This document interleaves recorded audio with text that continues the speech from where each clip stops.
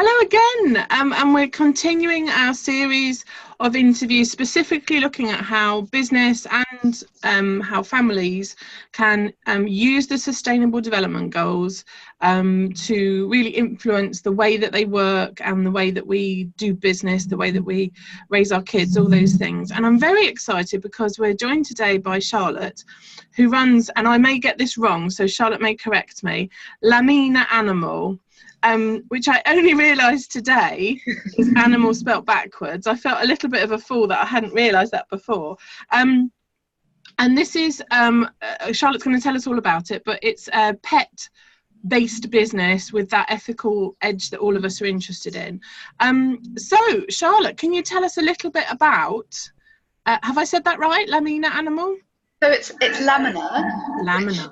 So you're right, and quite often either people spot it immediately or they go, hang on, this is animal backwards. And I'm like, I know, because I did the same thing when I came up with it and then was absolutely surprised that nobody had actually claimed it as an animal product name for a business. So yes, yeah. So Lamina was born just over a year ago in Australia, and I had a beautiful whippet who was 3, and I'd been offered him by the breeder of a whippet that I'd owned before, and she said, you know, he was from the country and moved to the city, but also when I hadn't had a dog for a while, so I had to take, you know, time to build up a stock of, I suppose, accessories that are necessary for a dog. So, you know, a lead and a collar and harnesses and all those sorts of things. And when I was looking, there was nothing. I think there was one product in Germany. So flying it to Australia would have been, you know, carbon miles through the roof. There was one product in Germany that was like completely plastic free on the market, and we're talking about an industry that's £7 billion a year, or it's $13 billion a year globally. So I was like, well, that's a lot of plastic, really. And in Australia, they've been running Plastic Free July for quite some time, and so I started thinking, because, you know, it's been my ethos to live as mindfully and eco-friendly as possible for a long time. So I'm thinking, well, you know, my grandmother's was a seamstress, and she taught me to sew, and so get on it, Charlotte. So I started making like collars and leads, and people started asking me, where did you get these? And I was like, I made them. And then I thought, well, you know what, I could actually be disruptive to a system that is so full of plastic, and everybody's so used to that because we associate webbing with durability and strength and stuff like that. So I started doing my research about what would be an alternative and came up with linen. Linen is incredibly strong, durable, and we've been using it for a long time. So most people somewhere on the planet have like their grandmother's linen sheets that have been around for centuries, and they're beautiful and they're soft and they're lovely, but they're still just as good as when she bought them. And I've loved linen for a long time. I wear a lot of linen and I sleep in linen sheets because it's really it's a beautiful fabric, but also it's one of the most sustainable fabrics. So it doesn't take any pesticides. It takes 100 days to grow to maturity. It takes very little water. It can grow in just about every country. In fact, I can't actually think right now off the top of my head a country that doesn't grow in.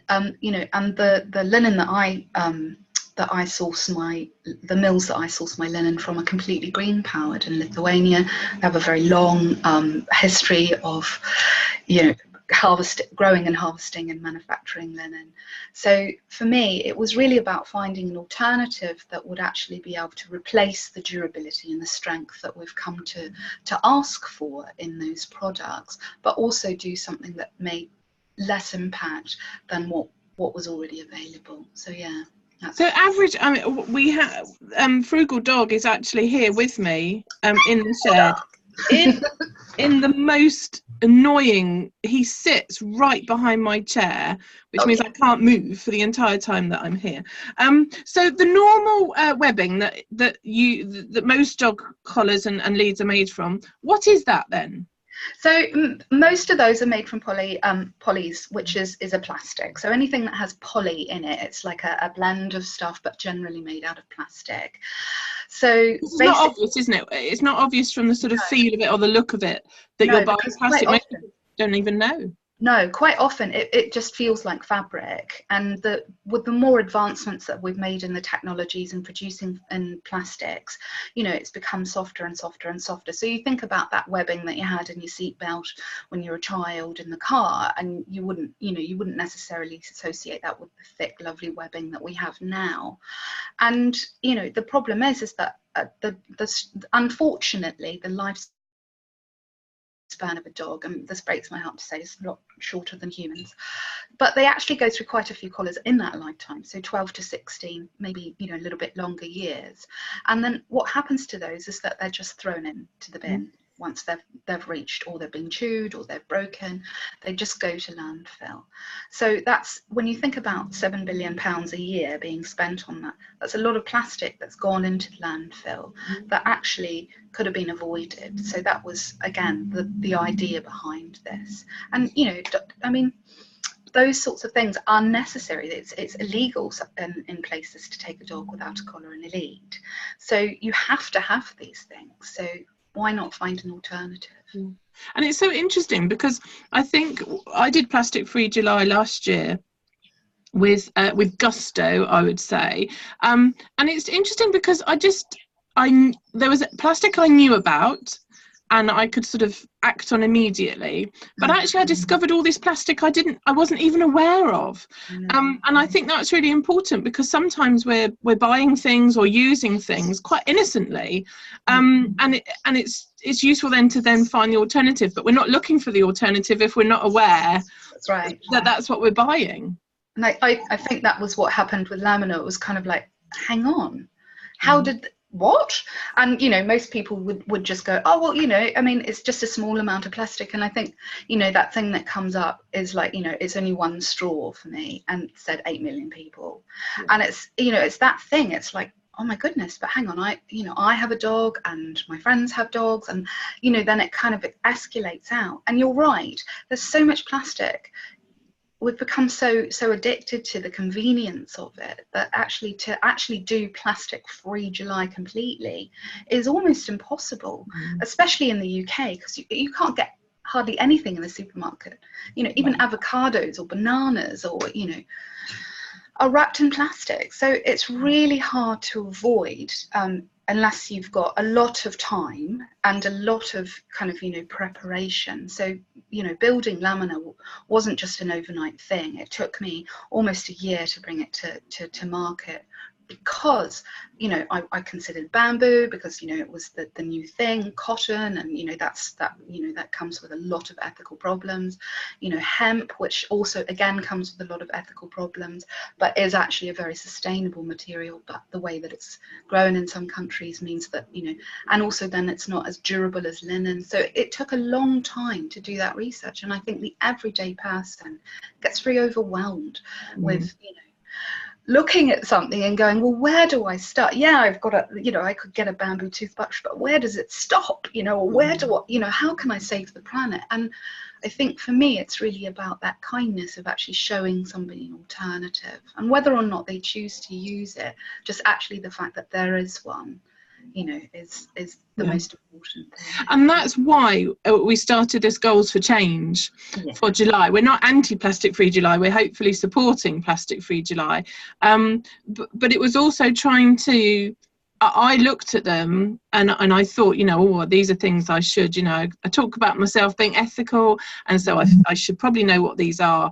And then I looked at them and thought, you know, these are kind of, you know, government level things. How do I do that in my life? And I found it fascinating. I spoke yesterday, I was talking to the children, and so I got out these sustainable development goals, which we've now written all over, of course. So we had our sustainable development goals. And I was just saying to them, this is what, you know, wouldn't the world be lovely if all of these things happened? And we looked through them, and my children were genuinely shocked. They were like, well, is that not how it is anyway then? You know, what do you mean not everyone has clean water? You know, because their lives, that's a ridiculous thing. And so even though I felt very overwhelmed initially, as usual, the children show me that you know, these are completely normal things that we should all be able to talk about. And as you say, it's just lovely to have conversations around. I get very confused around, you know, is it better to get plastic free or organic, because you can't usually get both. Is it better to spend my money or, you know, on this or this? And I think we all have those challenges, and if we can start talking about it without the fear of being wrong, but actually just working through these things, and some days we'll do it one way and some days we'll do it a different way. I just think that frees us all from this sort of you know, eco-shaming or whatever. It just frees us up to talk about it and say, actually, this, you know, we choose now to get our vegetables from a local delivery service. They're farmed generally locally, they're plastic free, they're not organic, but I feel I'm supporting another family, you know, and they then support other families in our local area. So we've gone with that. That doesn't make it right or wrong. I think it's just us working through those decisions. So has your business moved on from just collars and leads? Have you kind of, because I'm thinking of all the gubbins that our dog has, and I know it's endless really. So the whole range is completely vegan and tree nut free, and the reason behind that was actually to be as mindful, and so that it could be used safely by as many people as possible. So I make an organic paw balm, which is completely tree nut free. So there's no avocado or shea or coconut or nuts or anything like that. It's actually made out of a rice product, so it's completely lick safe. And even if the children get into it, they can, you know. And I just watched a live opening of one of my amazing connections called Kerry from Fur and Fables, and the dog was actually trying to rip it out of her hand to get to it because it was like, it thought it was absolutely delicious. But and also I make a soap that's just saponified olive oil, so there's no additives, there's no SLS, there's no parabens or anything like that. And then what I do is I let it cure, so it's an old you know, like the traditional cold process for making the soap.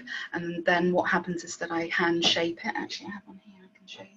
So I hand shape it to look just like a little river stone with activated charcoal, which acts as and that's organic bamboo, acts as a deodorant, and also it has the same, I have the same kind of essential oils that are chosen for their low bioaccumulation, so you can use them again and again, and safe around children.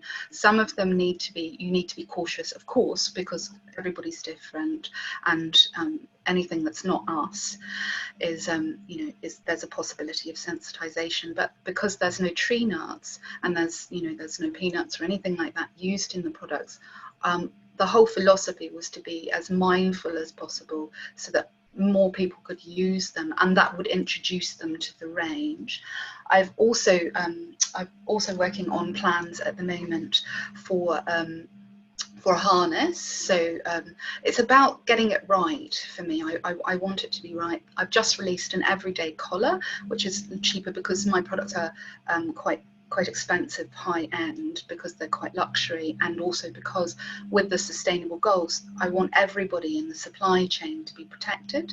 So my supply chain is completely open and transparent, and I talk about where things come from. You can actually research where they came from.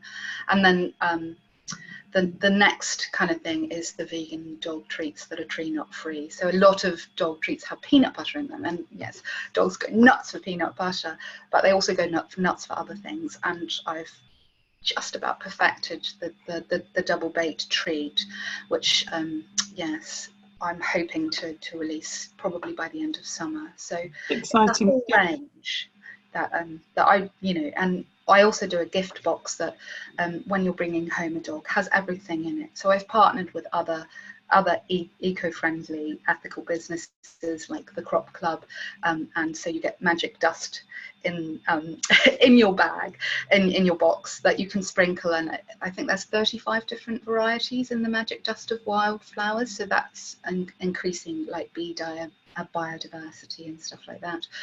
Eco Vibe, I have completely compostable cornstarch bags for picking up waste. So you get those, and also I'm insured by Evergreen Insurance Services. So 25% of my policy every year goes back, or goes back to charity. So we love Evergreen, they're awesome. Dave Gardner, you're just an amazing man, and I love seeing the pictures of his cats on Twitter. So are you exclusively dogs at the moment? Do you see yourself broadening out to other creatures? No, I'm not exclusively dogs, but I think my main focus was dogs, because it's, you know, cats don't tend to wear a lot of collars, and people are quite cautious about collars, and I want to make a collar that a cat can get out of, and unfortunately that would entail something like elastic, and I haven't found an alternative for that yet, but I will be branching out into beds. I've got the designs for that. It's just a matter of being a one man or woman show. And because I make everything myself, so everything small batch. I know where everything comes from, and then eventually I will be hiring people from, you know, charities like Hebrew or Birdsong, so that I can actually, you know, increase, you know, the exciting times and stuff like that. Yeah, it's I mean, it's only a new business. We're just over a month and a half old, and yeah, that's why I look so tired, but because it's like 18 hours a day of working, and then I need to know when I would use paw balm.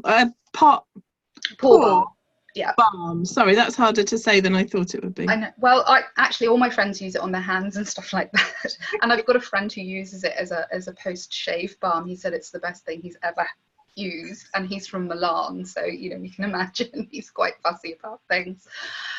But so the health of paws is actually really important for dogs. So a long time ago we stopped cutting off tails, because we realized that was about their balance and their communication and sort of stuff like that. It was actually a very common practice, and now we're becoming more aware of the fact that the health of the dog's paw is actually very important as well. So when I had my Whippet Slania Frady Knickers, he used to get a wash with to get the concrete or stones or tar, anything that was caught in his paws, in his fur, off at the end of the day, and then just a paw balm afterwards, because the softer they are, the more traction they have, the more the control that they have for turning and running. And also it means that when you're rubbing paws, you can actually examine, you know, the health of the paw as well, so you can keep on top if there's something, you know, stuck in the paw or something like that. It can be, but yeah, so that's and paw balm's actually becoming quite a large phenomenon worldwide. So fascinating stuff. Have you, and I'm just talking off the top of my head here because I've had a memory after you mentioned seatbelts. I know that another person we've spoken to a little while ago was making handbags out of reclaimed seatbelts from wrecked cars. Have you looked at any products in terms of recycling rather than creating new, or is that not really healthy for animals? I think for me, I'd really like to be completely plastic free. So that's the ethos. And yes, I'm really happy to upcycle. Like I have worked with people who, like I have a friend in Australia who gave me a piece of fabric that she's had for a very long time. So I'm really happy to upcycle something. But I think for me, working with plastic, it doesn't allow me to have a supply chain where I can also ensure employment for people who are traditionally doing something. So like you having the farm box delivered, for me it means that if I'm actually using these new I know I really did struggle with this, if I'm using new fabrics, that I'm actually ensuring that the people that I am supplied by are employed and can continue doing something that they've traditionally done, that they're paid fair wage, that you know that they're you know, that we're future-proofing for their children as well. And also I think that because there's so many people doing a lot of upcycling and stuff, I also wanted to bring something else to oust to market that, was an alternative, because a lot of people are trying to be completely plastic free. So, I think it's incredibly admirable. I mean, there's quite a few people doing it now. There's, I think there's Laura Szabo and Elvis and Cressy and stuff like that, who are making handbags and accessories and stuff like that.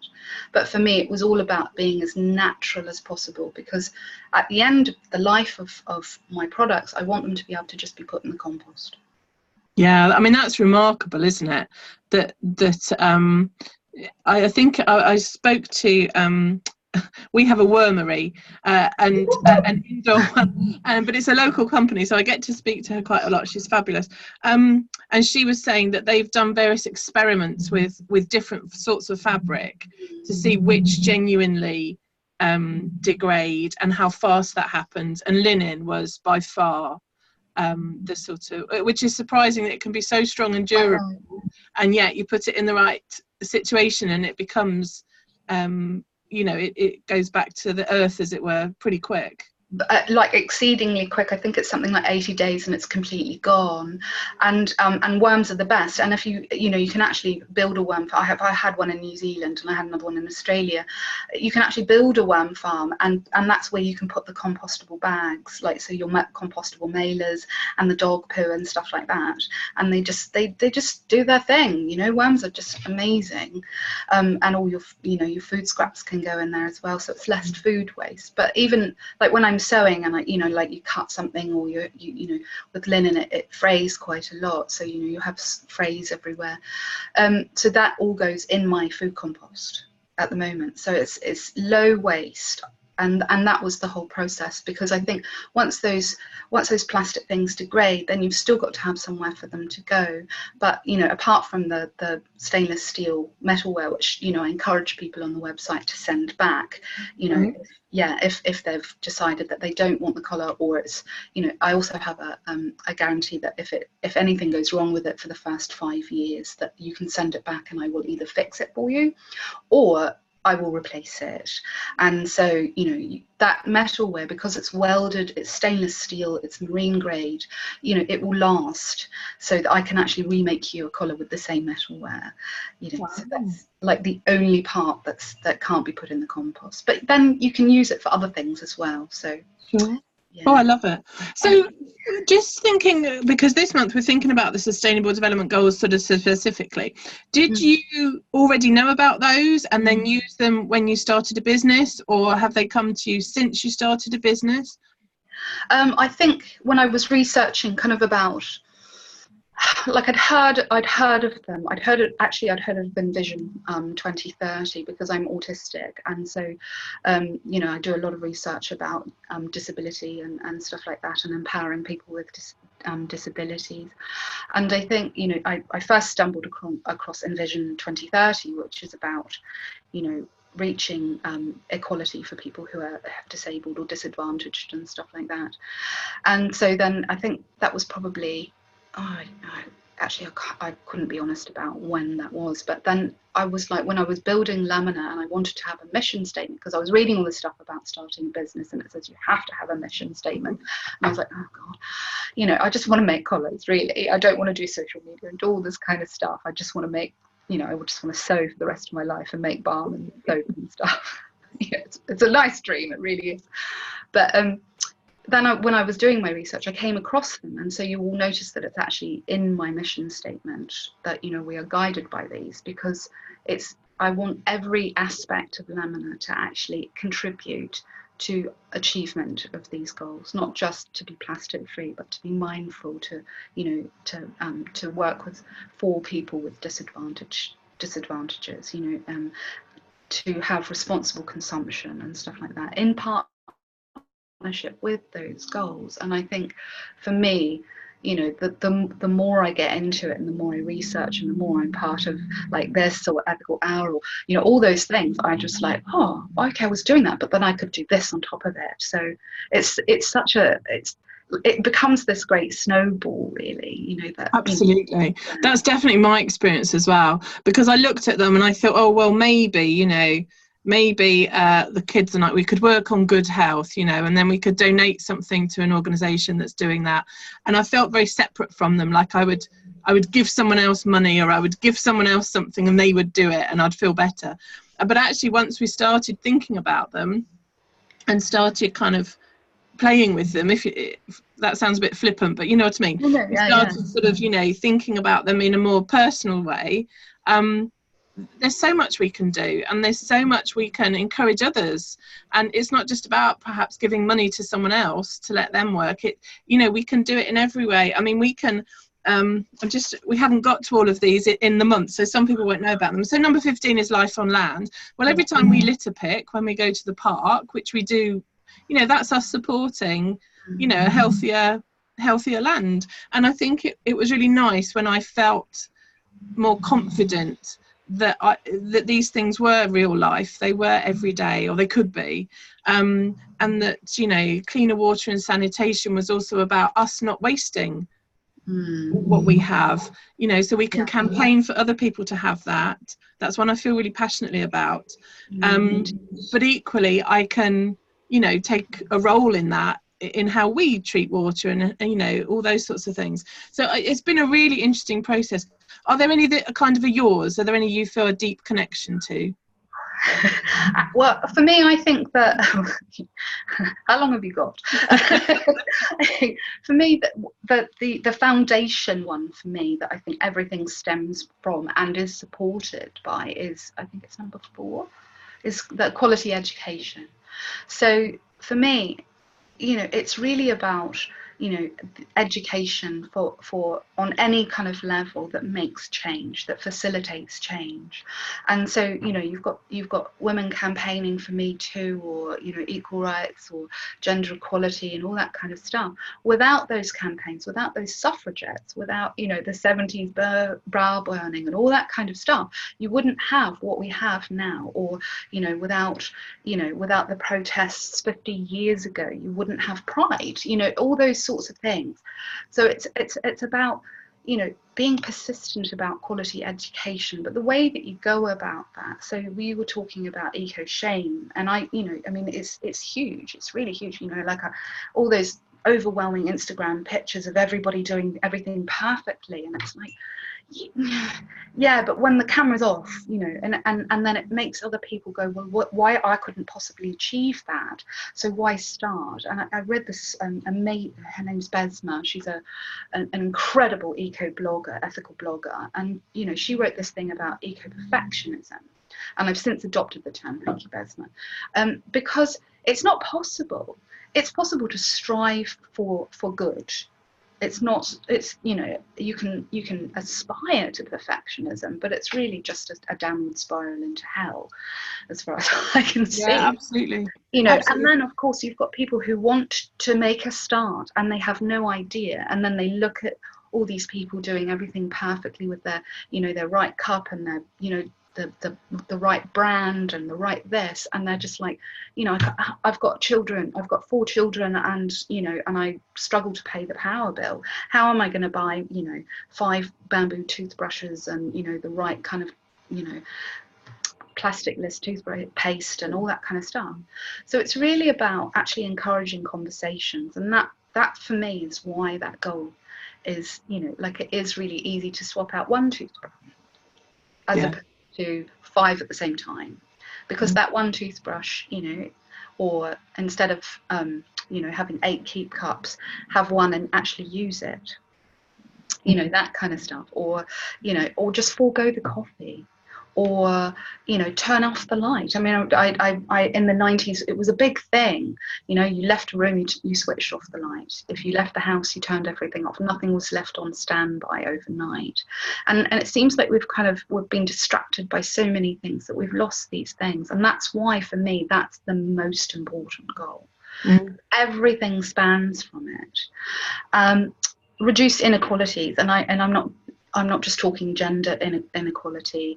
I'm talking about, you know, people who make that £1 t-shirt, or, you know, and it's like, it seems like a bargain, but it's not for that 8-year-old child that's that's sewn for 18 hours and is fed a cup of rice and sleeps in a warehouse with 6 other people, you know, on the same single mattress in squalor. It's not a bargain.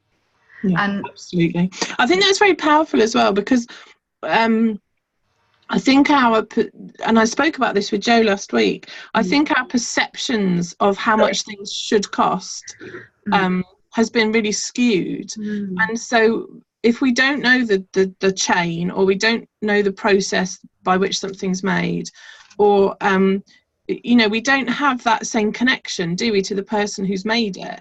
And the more I've thought about that, and the more that's had a real big impact on me, particularly because I have an 8-year-old, you know, who drives me bonkers. But even on the worst day of the whole "Mother, I hate you" conversation, I've never wished her in a factory doing that job, because, you know, if you look to your own children, you would, I mean, it's just horrific. It's beyond words.